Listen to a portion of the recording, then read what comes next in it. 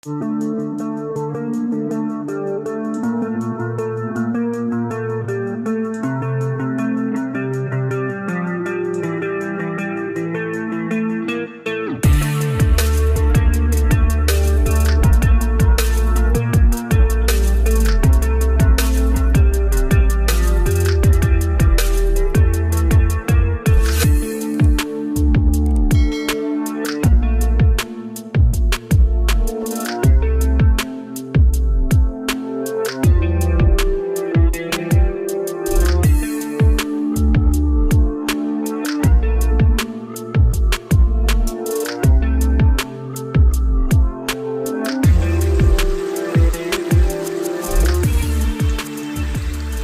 hai, halo, Assalamualaikum warahmatullahi wabarakatuh. Apa kabar teman-teman? Semoga selalu dalam keadaan sehat walafiat tanpa kurang suatu.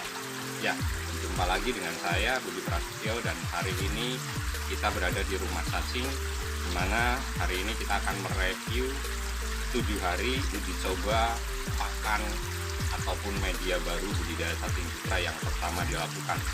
Hasilnya seperti apa nanti kita akan lihat, kita akan review, kita akan bandingkan dengan pakan utama yang selama ini kita gunakan, yaitu fermentasi ampas tahu. Tetapi sebelum kita lanjutkan teman-teman, saya ingin sampaikan bahwa kenapa kita menggunakan tempe gembos ataupun tempe kedelai di sini, karena pada prinsipnya seperti kita ketahui, tempe gembos adalah berasal dari bahan baku yang sama dengan fermentasi ampas tahu, di mana tempe gembos adalah makanan olahan yang terbuat dari ampas tahu. Satu itu. Kemudian yang kedua, tempe kedelai sama-sama berasal dari kedelai. Ampas tahu juga berasal dari bahan baku yang sama. Dan di hari ketujuh ini seperti apa kita akan lihat teman-teman hasilnya. Apakah seperti yang kita harapkan, di mana menggunakan metode ini adalah dimaksudkan untuk supaya kita bisa membudidayakan cacing sutra tanpa lumpur ini tanpa kerepotan apabila kita tidak punya molase atau kita tidak bisa dapatkan molase, kita tidak bisa beli EM4. Ini untuk teman-teman yang berada di luar negeri ya terutama. Kemudian ada juga teman-teman yang mengeluh, saya mau budidaya cacing sutra tetapi ampas tahu sulit didapatkan. Nah, kita akan melakukan uji coba ini supaya hasilnya nanti apabila memang bisa menggantikan fermentasi ampas tahu, berarti ini bisa dilakukan budidaya tanpa harus berpikir repot membuat fermentasi ampas tahu. Dan satu lagi, sebenarnya saya juga sedang menguji cobakan satu bahan lagi yang lebih mudah untuk didapatkan, dan ini akan, kalau berhasil, juga akan menjadi fenomena baru dalam budidaya ya, apalagi bahan ini memang bahan yang tidak asing bagi kita apabila dalam keseharian kita terutama. Oke teman-teman, jadi saksikan terus video ini, pastikan tonton sampai selesai, karena hari ini kita akan simpulkan apakah tempe gembos atau tempe kedelai yang bisa menggantikan fermentasi ampas tahu di budidaya cacing sutra tanpa lumpur. Pastikan tonton video ini sampai selesai ya teman-teman.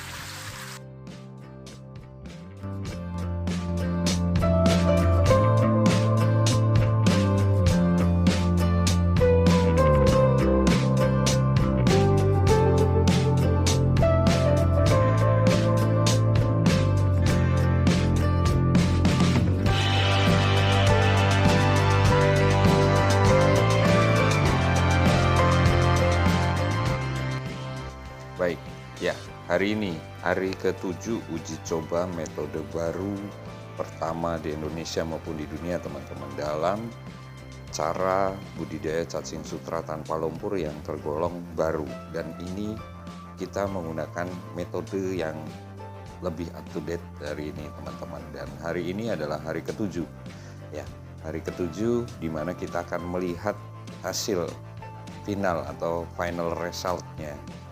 Uji coba yang kita lakukan menggunakan media maupun pakan yang cukup mudah didapat, tidak merepotkan harus fermentasi ampas tahu maksudnya, karena ada permintaan, ada request dari beberapa teman-teman, ada keluhan terutama yang ada di luar negeri, di mana susah mendapatkan EM4, susah mendapatkan molase ya, jika di kawasan Asia masih ada ampas tahu, tetapi EM4 ini sangat sulit didapat karena hanya ada di Indonesia, teman-teman.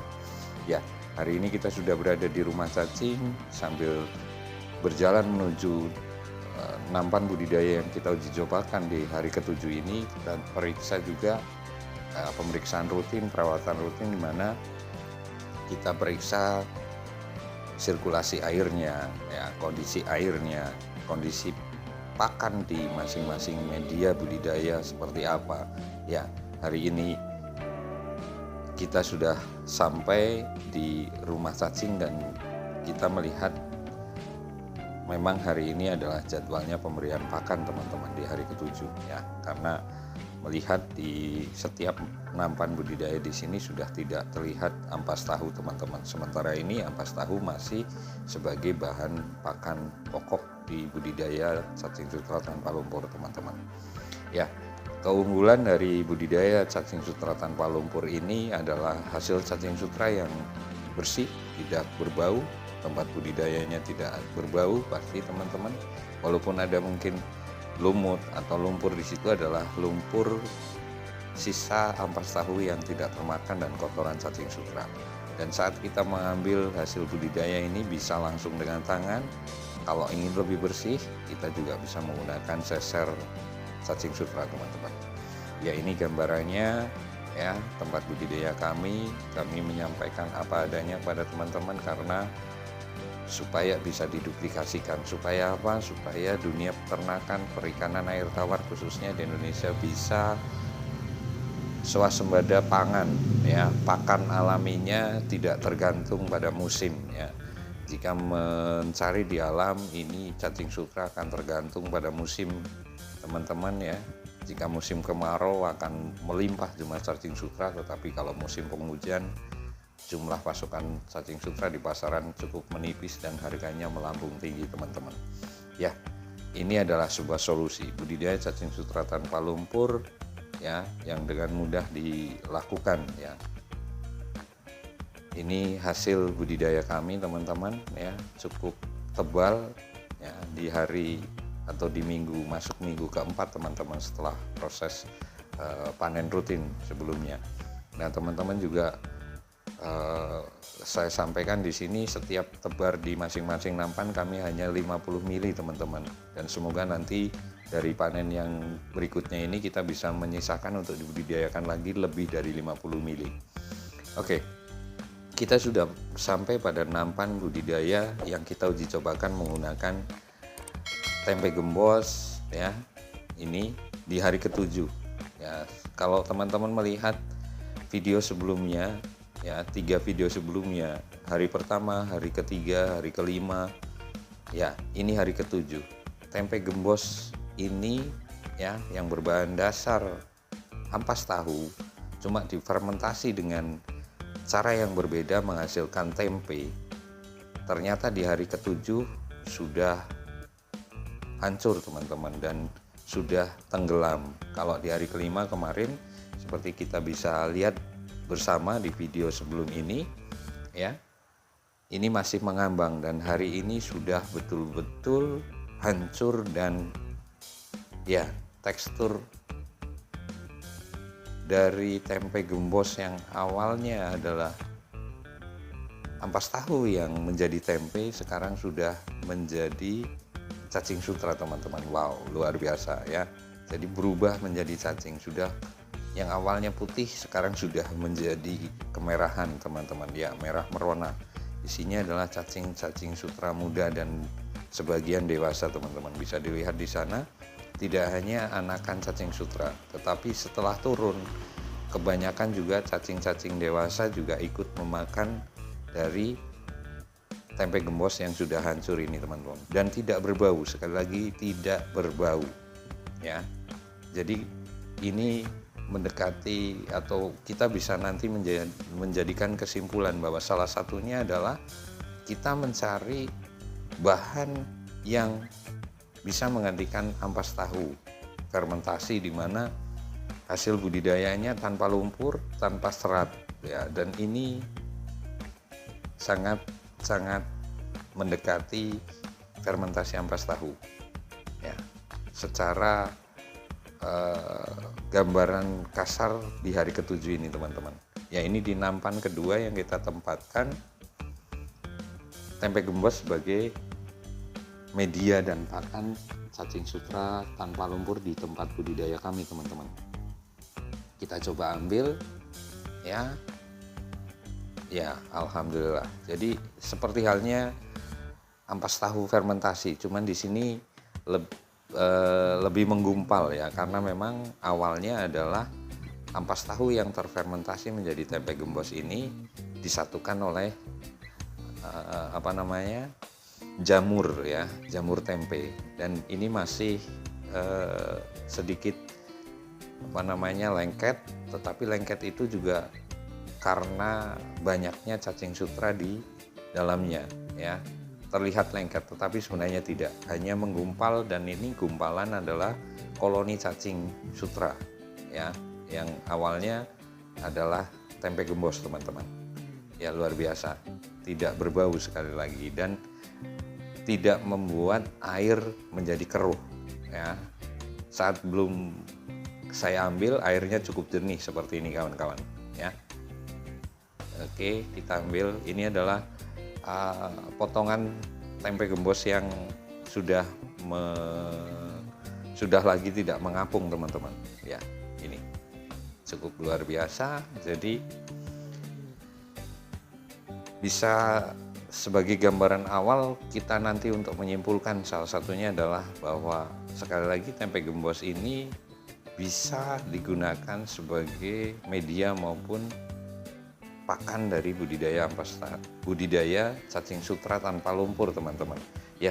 Jadi ini adalah satu kabar gembira buat kita semuanya, bahwa teman-teman yang ingin membudidayakan cacing sutra tanpa repot sudah ada jalan keluarnya ya, menggunakan tempe gembos teman-teman ya. Tempe gembos atau tempe gajes, atau mungkin kalau di daerah Sunda ada sejenis tempe seperti ini, tetapi memang bahannya bukan dari kedelai, bahan dasarnya dari kacang ya, ada oncom ya.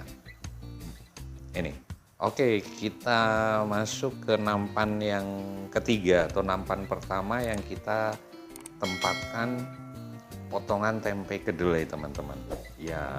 Kita bisa lihat memang anakan cacing sutra juga banyak di sana ya, tetapi kondisinya masih mengapung ini teman-teman.